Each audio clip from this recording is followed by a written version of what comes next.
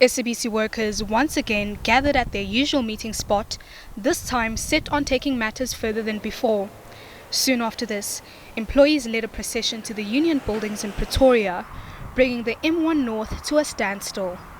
Joined by other organizations who are in solidarity with grieving employees, the crowd finally made its way to the building's gates where the memorandum would be delivered.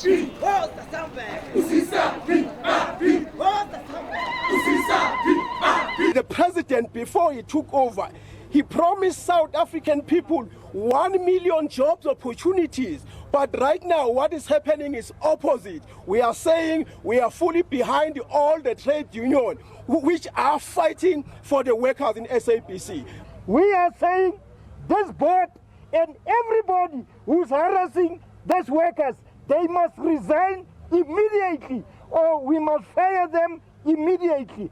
As a music industry, we were made by SABC. It is through the radio stations, it is through the TV stations. And therefore we cannot allow SABC to die whilst we fold our hands.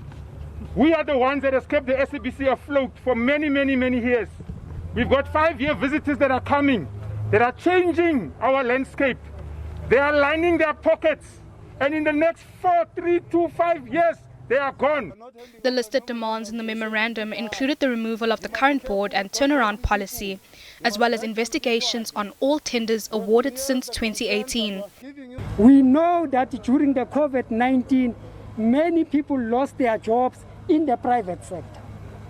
And when they lost their jobs, it means that the remaining working people must begin to feed extra heads. We therefore call that the board with immediate effect must be replaced with administrator.